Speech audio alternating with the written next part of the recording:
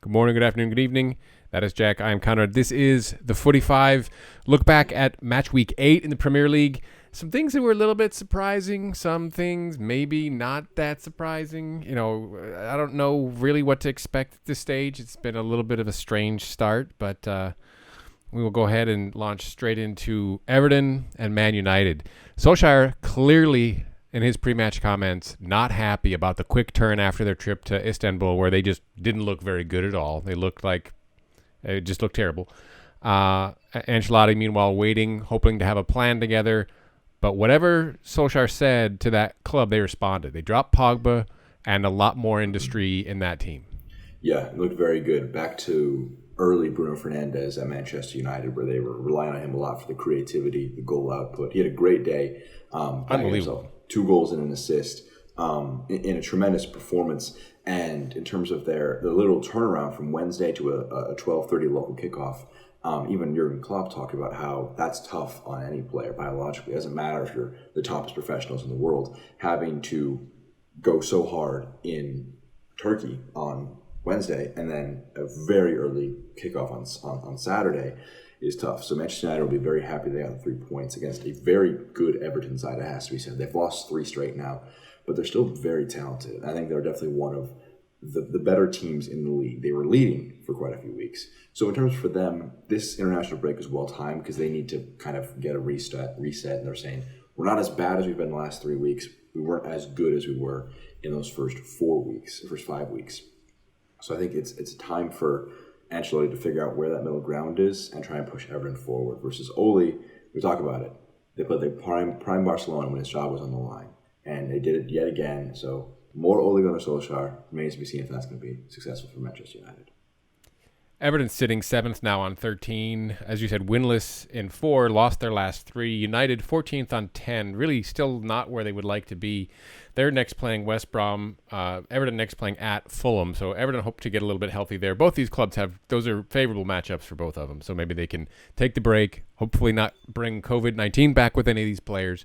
Still can't believe they're playing international matches right now. It's the dumbest thing. It's the stupidest thing ever. Anyhow, moving on. Chelsea and Sheffield United.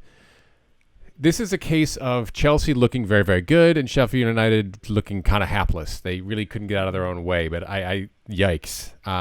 They're kind of in trouble. Chelsea, meanwhile, a Wednesday match in Europe, domination over Rennes at home. So, yeah, they have a quick turn, but nothing like what United had to do. But Reece James, Ben Chilwell look spectacular in the back, the fullbacks. And Sheffield United have already placed 4 of the top 6 sides. They played Liverpool, City, Chelsea, Arsenal in their first 8 matches. Yeah, so if there are positives from Sheffield United to take away is that you've played a lot of tough games. Not like there's going to be any easy games in the Premier League, but you played a lot of the toughest ones. And especially away at Chelsea, considering that they have made serious strides under Lampard, this is never going to be an easy game, especially that they found a great offensive rhythm. Hakim Ziyech had a great day, 2 assists. They created a lot of chances, 2.76 XG to the 4 goals scored. So they had a plethora of opportunities versus Sheffield United, who got the early goal, looked good early on, but just couldn't maintain that same level. So I think, and again, there's still so few matches gone. It's only 8 matches gone for most teams. It's never too early to write Sheffield United off. And this performance, I don't think, wasn't one of the worst ones of the season, especially because they had that good sign early on. So I think Wilder's going to have to take the few positives from that and try and push them forward, try and just get some points going forward. Against West Ham next after the break. That's one where I had West Ham as a relegation favorite. So West Ham are, I think, closer to Sheffield United's level than Chelsea are. So I'm not too worried yet about Sheffield United. But obviously 1 point from 8 is never going to be a good sign.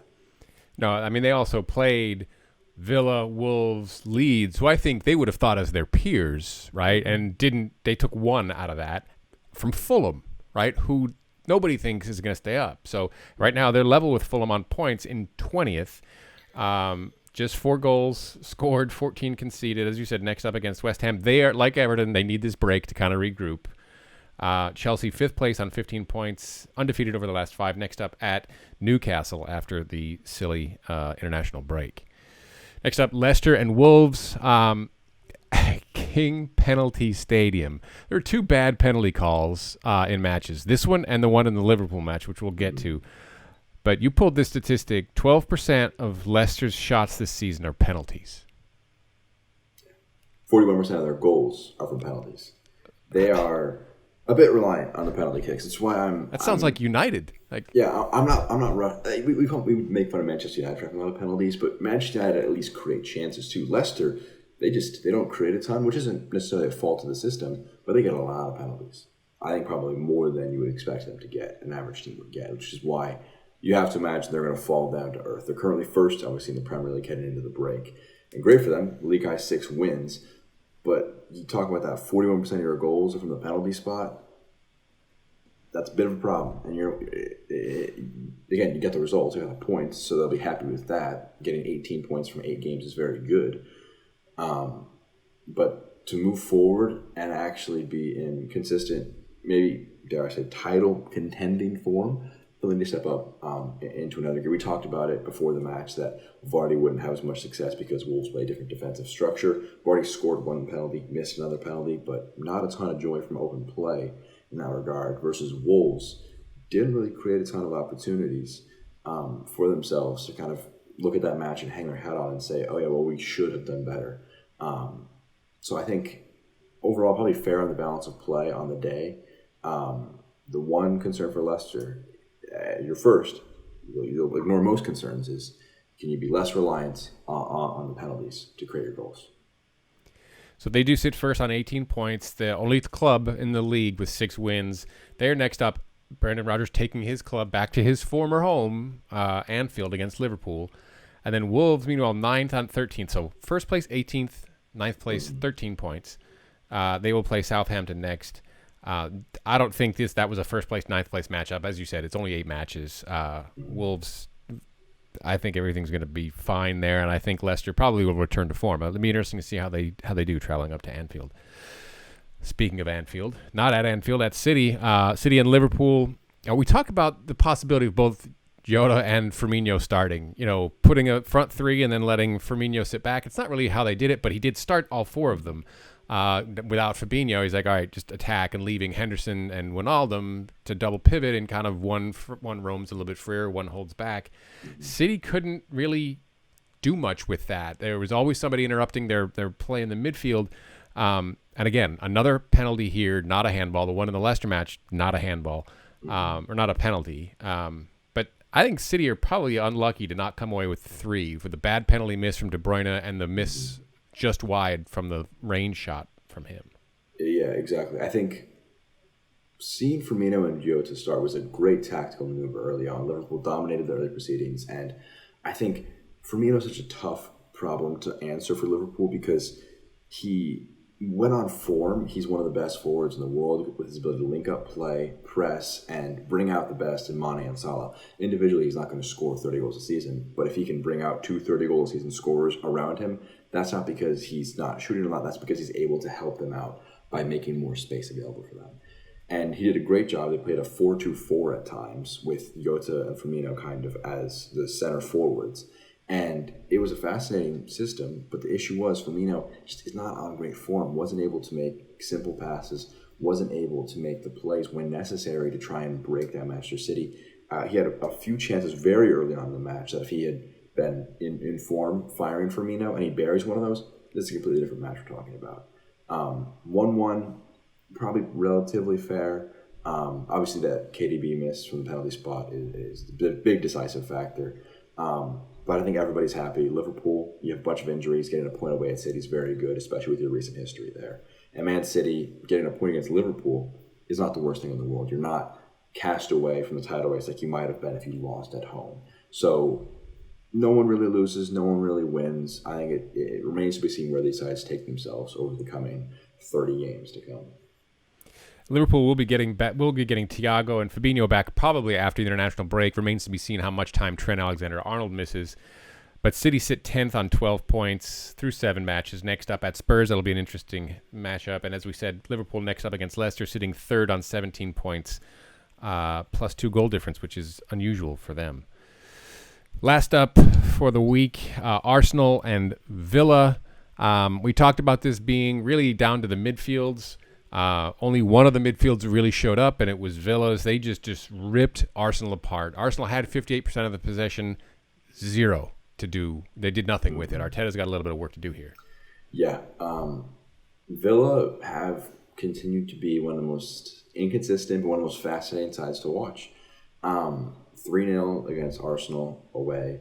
And then you got the 7-2 against Liverpool, obviously at home. So they have a great ability to create goals, and I think what they do is they can overperform what they're expected to do at a great rate with Ollie Watkins and Jack Grealish, who are two very exciting forward and midfielder.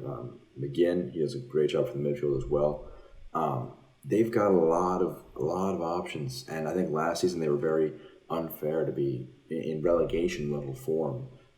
And be having to wait till the last day of the season to save themselves for this season.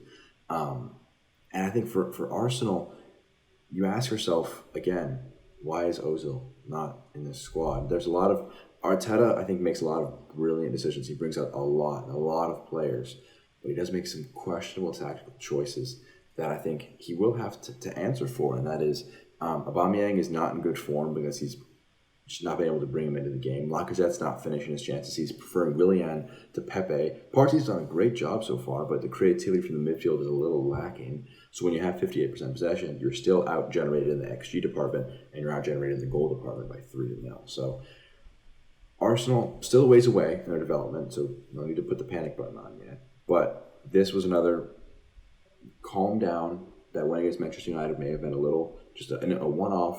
You still have a lot of work to do. Same goes for Villa, though. They had a great result here, but they had two poor performances before it. So whether or not this inconsistency will level out, where their actual level is, will be interesting, because currently Villa is far ahead of Arsenal. So if that were to maintain through the rest of the season, that would be a surprise, I think, to all of us. Arsenal do sit 11th on 12 points. Up next for them is Leeds. And then Villa 6th on 15 points through 7 matches. So they have a game in hand. Next up against Brighton, you expect them to try and take those full points there. Sitting on 15 points last season, I was just looking it up as you were talking. All of last season they had 35, and that secured safety. Granted, to your point on the last day. Yeah. They've got to be thrilled with where they're at right now and what Smith is doing with that club. We thought he might be on the hot seat coming out of last season. Exactly. They maintained the faith in him, and you don't want to get too far ahead of yourself, but you got to be looking more than just the 40 points at this point. You say, hey, look, we're 6th place currently, and should we win our game in hand, we're first. That based on what you've done through your first 7 matches, is you put yourself in a great position to launch yourself forward for the rest of the campaign. So shooting for a top 6 finish is not out of the realm of possibility, considering how well you've played so far. The only question is consistency and form and injuries, and an ability to avoid being found out by other sides. I think they have it in them. Ultimately, though, they're one of the reasons why this season has been so insane, because teams like Villa have been able to perform things like this: 3-0 against Arsenal, 7-2 against Liverpool. It's been a great season. For sure. I don't see them in the top 6, because I think you got City lurking, got some sound below, but top half, sure, absolutely a goal that they can attain, continuing to play this way. And to your point, to smooth out some of those inconsistencies. That will do it for us for our look back at Week 5 in the Premier League. Jack, Conrad, this has been the Footy 5. Please comment, let us know what you think, and as we always ask, please do subscribe. Look for us on the Twitter at the Footy 5. Take care now.